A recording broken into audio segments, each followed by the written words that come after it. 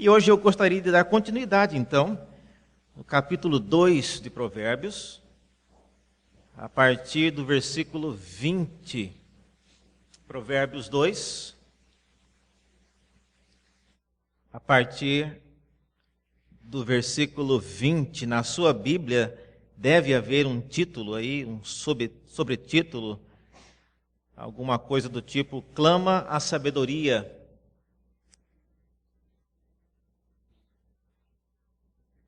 E é o trecho onde nós vamos começar a ler. Provérbios no capítulo 2, versículos 20 em diante, diz assim: Grita na rua a sabedoria, e nas praças levanta a voz, e do alto dos muros clama à entrada das portas, e nas cidades profere as suas palavras.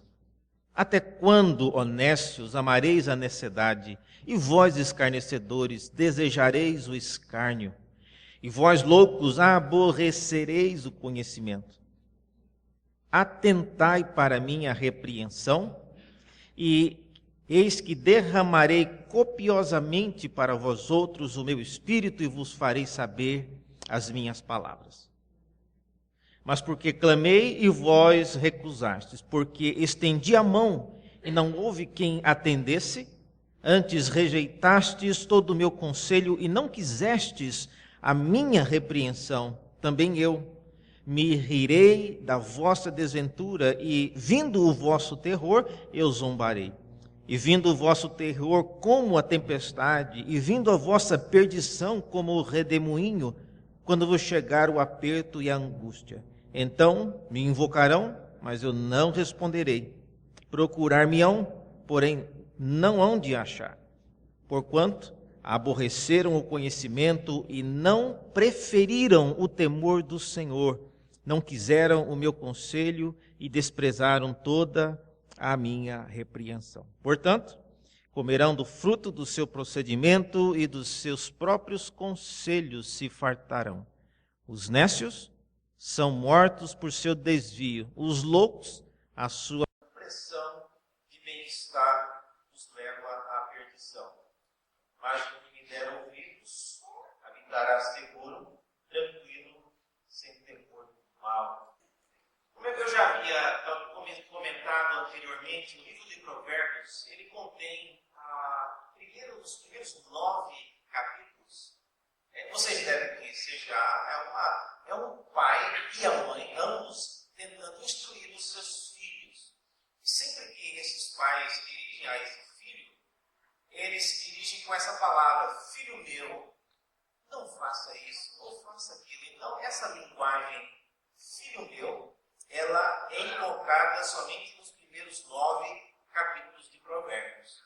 E entre esses 9 capítulos, uma vez ou outra, pelo menos 5 vezes, aparece essa pessoa que fala, e não são os pais que estão falando, porque é o próprio pai quem diz, como nós vimos no versículo 20, capítulo 1, diz que a sabedoria é quem grita nas praças e ela fala alguma coisa.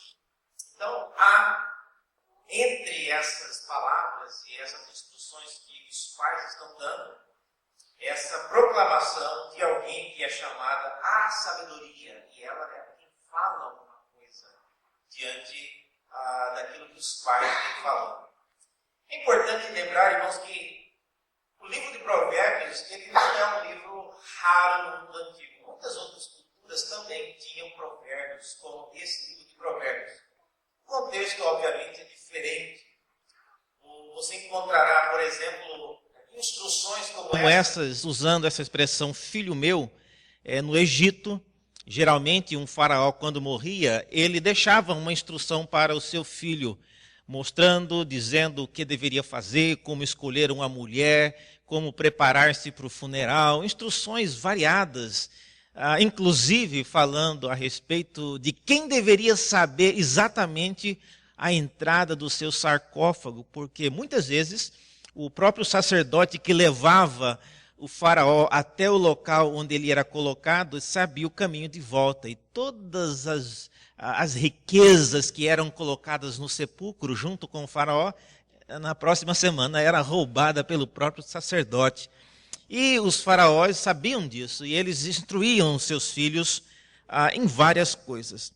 Porém, no livro de Provérbios, a preocupação parece ser outra. A preocupação, ela é diferente, e nesse texto que nós lemos, com certeza não são os pais quem estão falando, mas a instrução ela muda. Primeiro, porque a instrução ela não é dada mais para o filho meu, mas ela é dada, como o texto fala, para 3 tipos de pessoas. Os nécios, diz o texto, os escarnecedores e os loucos. Então, são esses agora as pessoas que estão ouvindo as instruções dessa pessoa chamada a sabedoria. O que é que ela tem a dizer? Qual é a mensagem? Por que ela está se dirigindo agora no meio das instruções que os pais estavam dando para os seus filhos? Vamos pensar um pouco nisso, irmãos. Quem são essas pessoas que o texto de Provérbios agora está se dirigindo? Quem são, em primeiro lugar, os nécios? Nécio não é uma palavra comum hoje em dia. Você não vê ninguém, quem anda na rua, ninguém chama outro de nécio. Existem outros palavrões piores, mas nécio não é uma palavra comumente usada.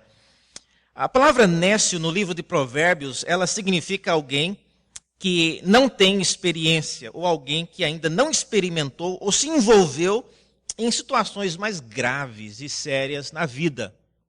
É alguém inexperiente, é alguém que ainda preserva um certo tipo de inocência. Veja, por exemplo, no capítulo 7 de Provérbios, agora eu tenho certeza que é o 7, capítulo 7 de Provérbios, veja comigo uma descrição do que um nécio ele estaria envolvido. Capítulo 7, esse pai que está instruindo o filho, ele simula e ele descreve uma situação em que um filho nécio, ele provavelmente estaria envolvido e ele cairia se continuasse na sua necessidade, diz o texto. Capítulo 7, a partir do versículo 6, diz assim: porque da janela da minha casa, por minhas grades, olhando eu vi entre os simples. A palavra simples aqui, embora esteja simples, é a mesma expressão hebraica, aqui traduzida como simples, lá no capítulo 1:20, ela é traduzida como nécio. Mas então ele viu aqui entre os simples e descobri entre os jovens um que era carente de juízo. Olha só o que o nécio ele faz. Que ele ia e vinha pela rua junto à esquina da mulher estranha e seguia o caminho da sua casa, à tarde do dia, no crepúsculo, na escuridão da noite, nas trevas. E eis que a mulher lhe sai ao encontro com vestes de prostituta, ela é astuta de coração, é apaixonada, inquieta, cujos pés não param em casa, ora está nas ruas, ora nas praças, espreitando por todos os cantos. Aproximou-se dele, o beijou e de cara impudente lhe diz: sacrifícios pacíficos tinha eu de oferecer, paguei hoje os meus votos, por isso saí a teu encontro a buscar-te e te achei. E já cobri de coxas a minha cama de linho fino do Egito, de várias cores. Já perfumei o meu leito com mirra, aloés e cinnamon. Vem, embriaguemo-nos com as delícias do amor até pela manhã e gozemos amores. Porque o meu marido não está em casa, saiu de viagem para longe, levou consigo um sactel de dinheiro, só por volta da lua cheia ele tornará para casa. E seduziu-o com as suas muitas palavras e com lisonjas dos seus lábios o arrastou. E ele, num instante, a segue, como boi que vai para o matadouro, como servo que corre para a rede.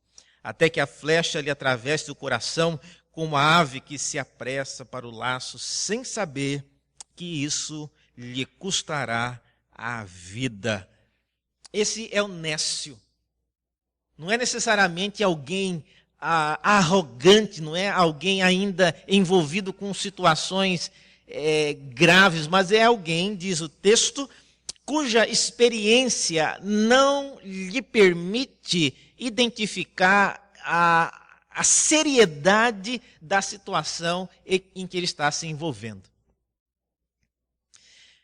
Agora, na minha viagem de volta, numa das conexões, eu parei num aeroporto e no traslado do aeroporto até a aeronave, pegamos um ônibus e tinha uma moça, ela estava com a jaqueta, assim, devia ter pelo menos uns 200 broches, assim, de todo tipo, de todo o país que ela já foi, de todos os lugares, e ela vinha contando que ela estava numa grande aventura na vida dela. Ela tinha 17 anos e ela morava em Contagem, Minas Gerais. E ela, com 16 anos, ela foi para o Japão, morar 1 ano sozinha, não sabia falar japonês, nem inglês, e ela estava orgulhosíssima de ter conseguido fazer isso. E contando com uma grande façanha na sua vida, e mostrando o passo que ela deu em sua vida em conseguir fazer todas aquelas coisas. E eu fiquei pensando, não perguntei, eu não sou de intrometer na conversa alheia, mas eu fiquei pensando até que ponto toda essa aventura que ela se propôs a fazer é uma aventura que lhe trará uma realização e lhe dará por muito tempo esse senso de conquista, esse senso de realização. Irmãos, uma das coisas que esse pai, ou essa sabedoria em Provérbios tenta nos alertar, é que a nossa vida, ela precisa, mais cedo ou mais tarde, deixar a inocência natural e que é tão bonita de ser observada numa criança, num pré-adolescente, mas à medida que nós amadurecemos, é esperado de cada um de nós, tanto na vida normal como na vida espiritual, que nós deixemos a inocência, deixemos a vida natural e bonita e adequada de um jovem e de uma criança e adentremos a vida adulta. E uma das características de alguém que adentrou a vida adulta é que ele sabe discernir a sedução, ele sabe discernir aquilo que está sendo colocado diante dele e que é uma armadilha.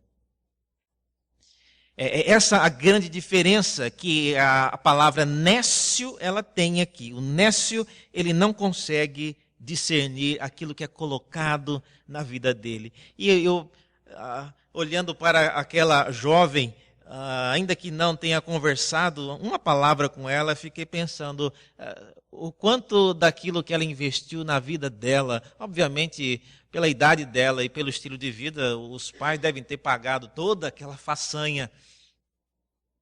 Mas o quanto você está disposto a investir em sua vida para descobrir algumas coisas, simplesmente pela curiosidade.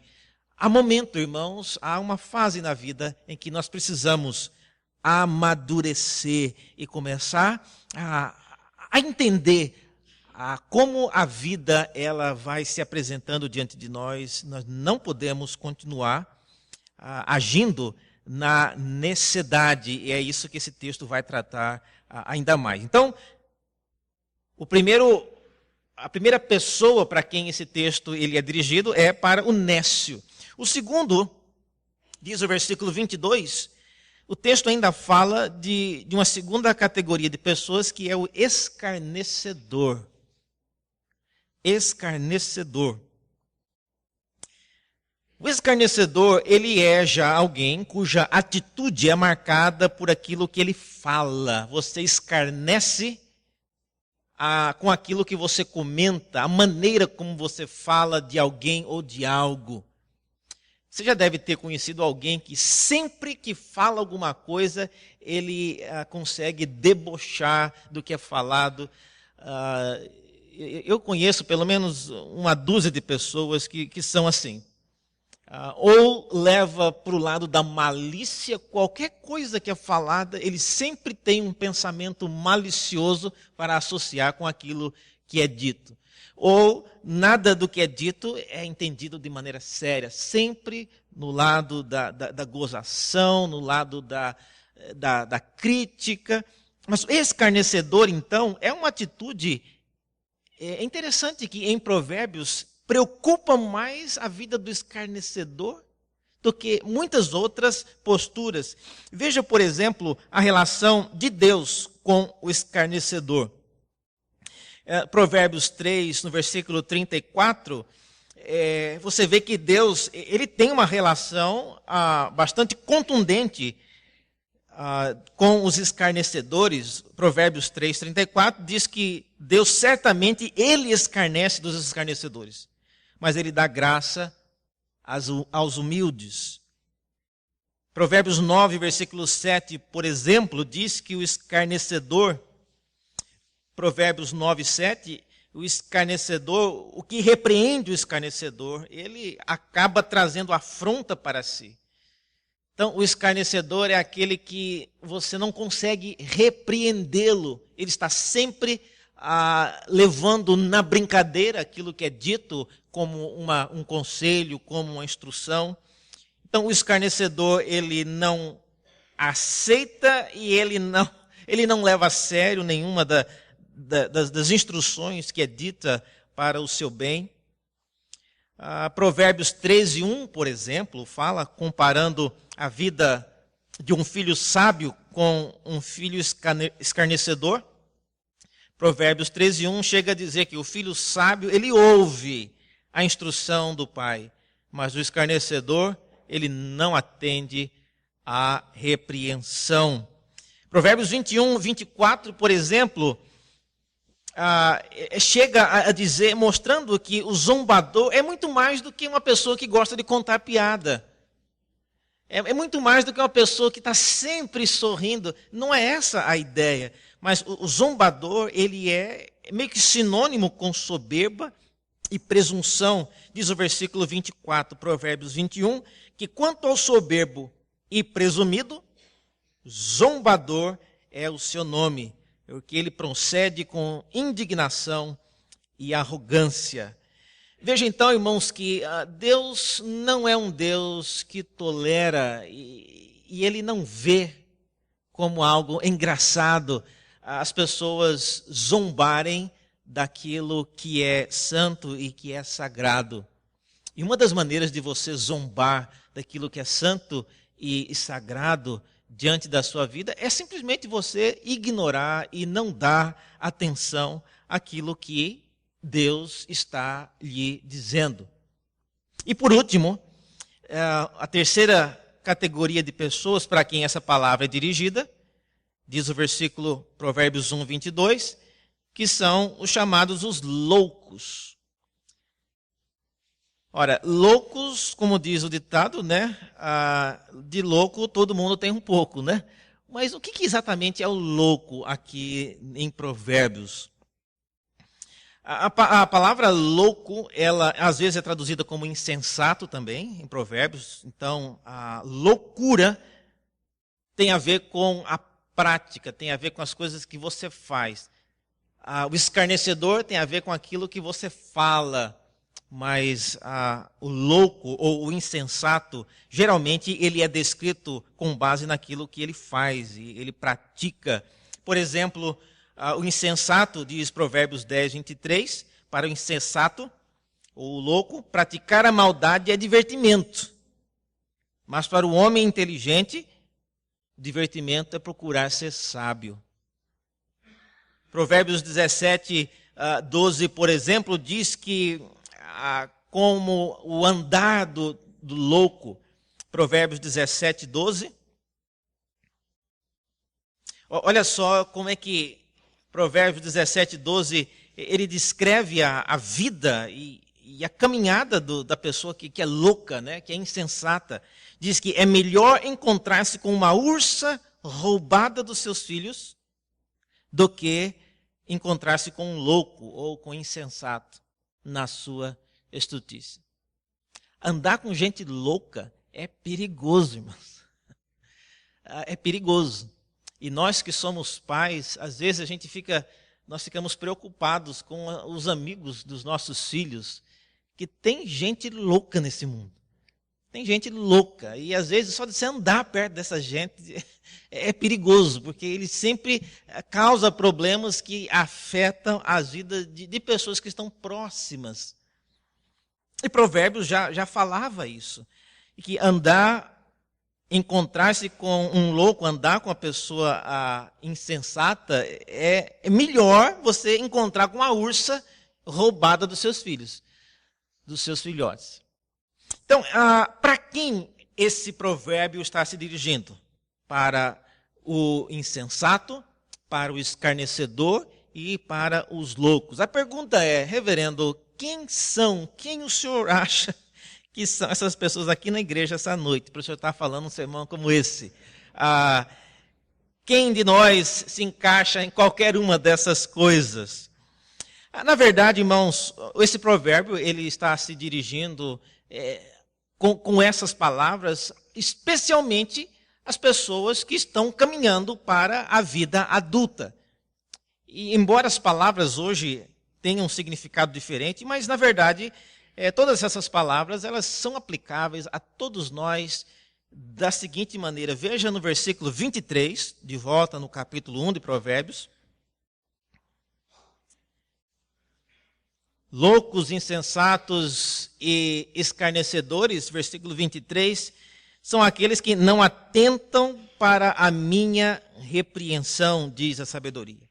Atentai para a minha repreensão, e eis que derramarei copiosamente para vós outros o meu espírito, e vos farei saber as minhas palavras. Essa é a razão por que essa palavra de sabedoria ela interfere no meio da instrução dos pais e começa a dizer de maneira bem mais firme e contundente aquilo que os pais vinham falando: filho meu, não faça isso, não faça aquilo outro, cuidado com isso, cuidado com aquilo.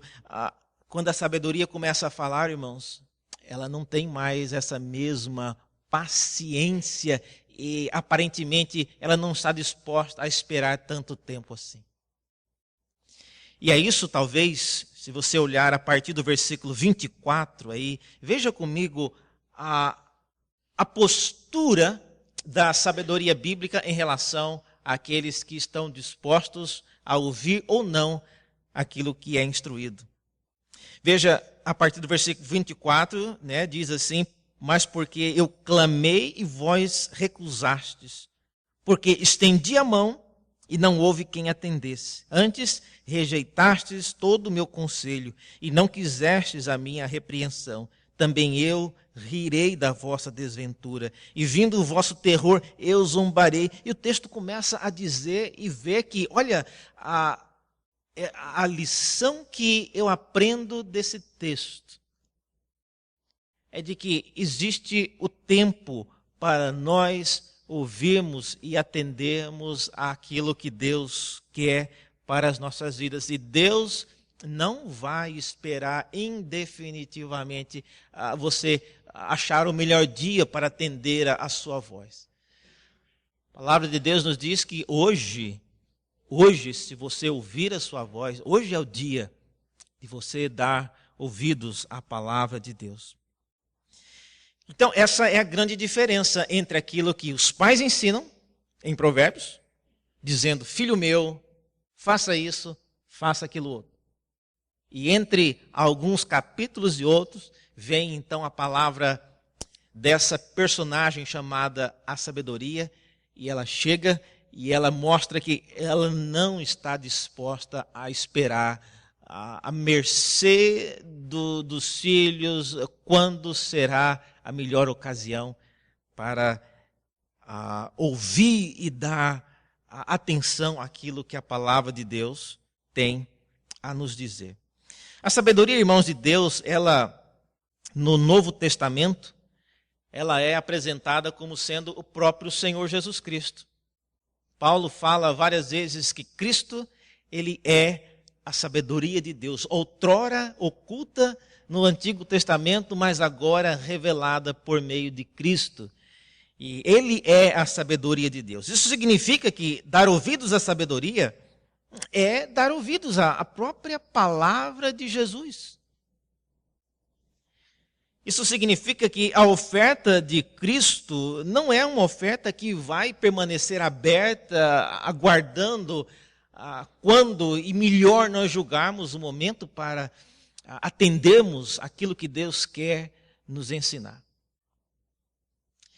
Provérbios, nesse pedaço que nós lemos, é uma palavra contundente, porque ela se dirige a pessoas que têm aquela atitude de postergar, de deixar as coisas ainda andarem como se não fosse levar muito a sério, mas chega um momento, irmãos, que a situação ela não pode mais ser postergada.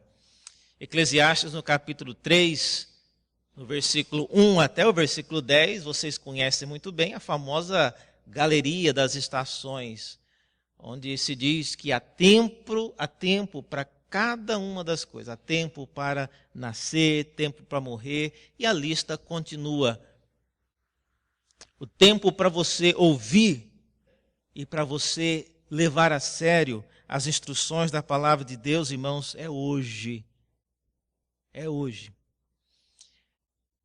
Eu cada vez mais percebo que a igreja de Santo Amaro tem muito jovem, graças a Deus por isso, muito jovem. Eu já vim de outras igrejas aqui em São Paulo que não tem tanto jovem assim. Juntando os jovens com os adolescentes, tem mais ainda. Tem muitos jovens. E inicialmente eu queria desafiar os jovens, incluindo aqui jovens e adolescentes, a não perderem o tempo de suas vidas, porque até um certo tempo a inocência é uma coisa bonita de ser observada em nossos filhos, mas chega uma hora que começa a ser feio um rapaz já velho agindo como criança, com a inocência ainda de uma criança. É preciso ter a maturidade, é preciso ter a esperteza e a sagacidade para poder enfrentar os desafios de uma vida adulta. Até para que nós continuemos a desfrutar da vida com mais prazer, com mais alegria, é preciso ter sagacidade, preciso ser astuto, e essa astutícia e essa sagacidade quem dá é a palavra de Deus. Você vai aprender isso na palavra de Deus. E com respeito aos que já são adultos, esse texto também nos ensina que, com respeito à nossa vida cristã também, precisamos caminhar e precisamos ser astutos e sagazes naquilo que os dias vão trazendo para a nossa vida particular, a vida da nossa igreja. Cada era traz novos desafios e nós precisamos estar prontos para as coisas novas que vão acontecendo. Não tem como, irmãos, nós simplesmente deixarmos e ignorarmos o que está acontecendo. Precisamos ser sagazes e nos preparar para os novos desafios que a igreja e que os nossos filhos vão adentrando. É uma questão de tempo e as coisas começam a acontecer.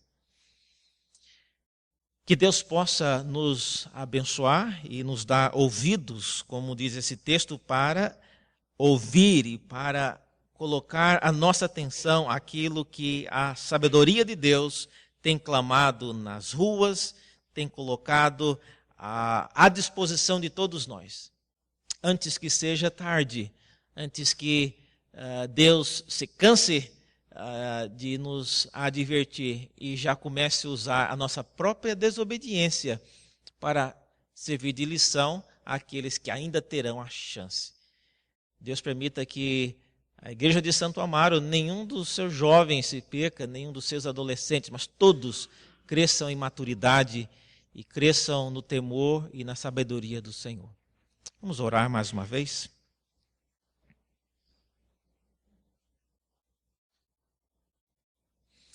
Ó Deus, queremos consagrar, ó Pai, todos os nossos jovens e adolescentes a serem homens e mulheres de Deus, tementes, ó Deus, que sejam fiéis e muito mais conhecedores da Tua palavra do que nós somos hoje.